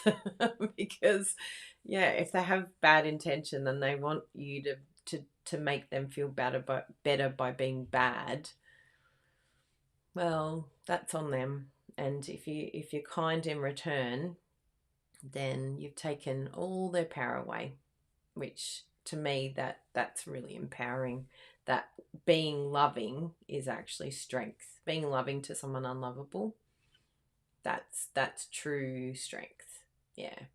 Strength isn't in cutting people off. That's just us trying to control our environment and control everything around us, which I don't think we learn from that place. I don't think we can grow from that place. We just isolate and become more and more selfish ourselves. We're upset about selfish people, but then we become the very thing that they are. And I don't want to be that. So we've got to be strong. So we can do it. Go show some love. Megan, send your cards to everyone that you can. Don't ever think about, is this good enough? Is this going to be nice? Is it no, just there's so much love that's needed in the world. So go send cards, you beautiful people. We can do it. One card at a time. We can give people lots of good energy, lots of love. Yeah. Oh, thank you, Melissa. I'm glad. Yeah. We're always learning. And I think that there's just been a few really big epiphanies for me over the last couple of weeks. But putting them into practice is definitely the challenge. So, maybe give it a try this week. Just, when you see yourself getting emotional, use your words.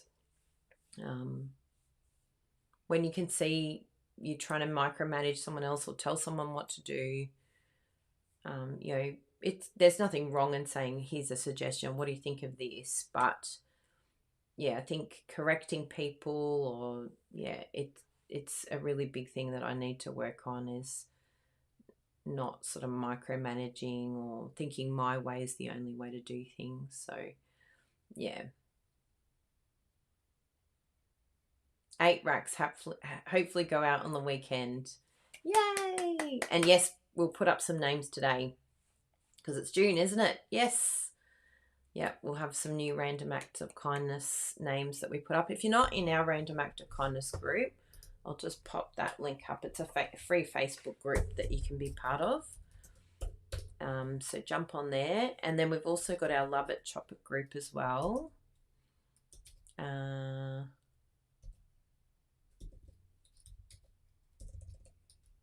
don't know what I put the link as.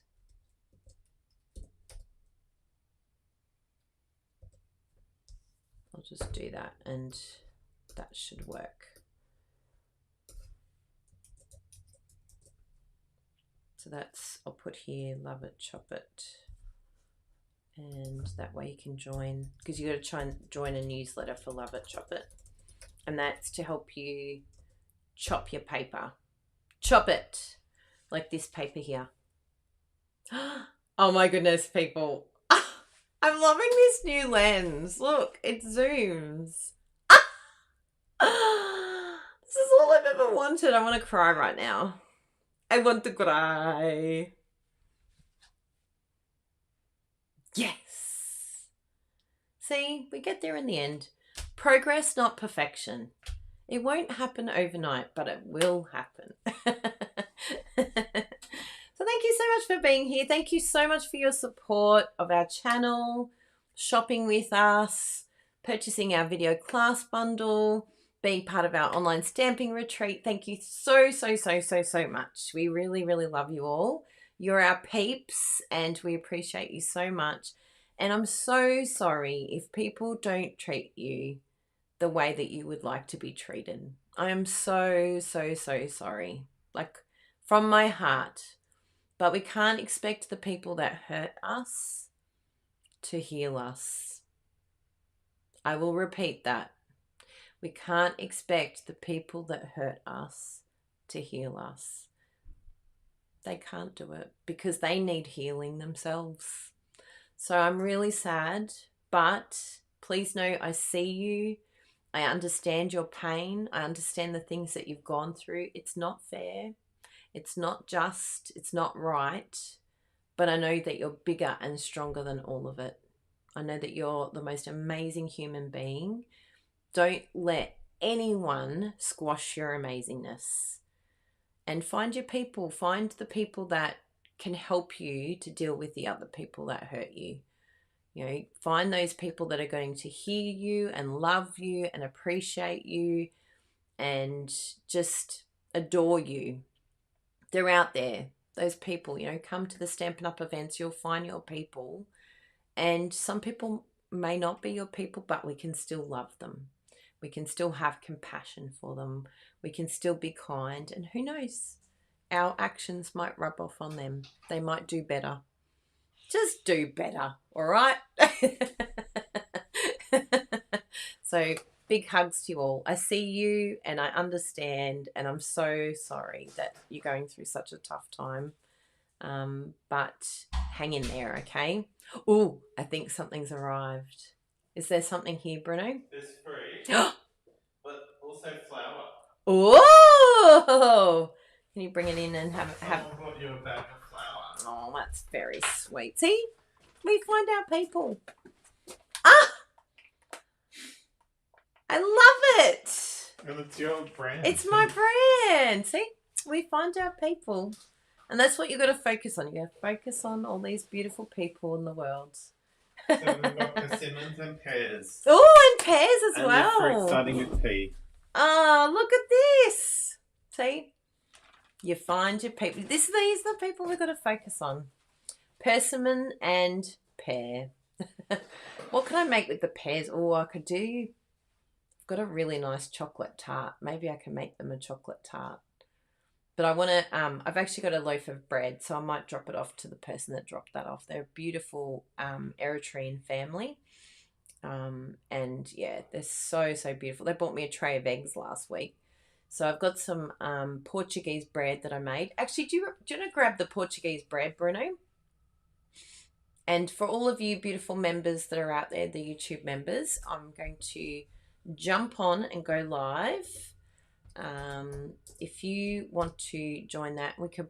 I do want to make some bread, so you can jump on behind the scenes and we can do a little bit of cooking together. I'll show you what I made for dinner last night. Oh my goodness, it was so yummy. Yeah, so awesome. I know. These are the people we need to focus on. And yeah, there's still going to be the other people, but there's also very, very, very special people out there too that need more of you. So try to block out those ones that hurt you and go look for those gems out there. They're still out there, those beautiful gems. They're really special. But anyway, Bruno, it doesn't look like Bruno's bringing the Portuguese bread, so it looks like it's something the VIPs will get to see. So if you're a VIP, a YouTube member, which I put the link up, then I will show you some of my yummy bread for you to see. So thanks for being here. Love you all very much and keep being amazing. Have an awesome week and we shall see you next week for online stamping retreat and the video as well. I'll be here next week, but that will be the last chance to sign up for online stamping retreat. So don't delay. Yeah. Ciao for now, everyone. Love you lots. Bye.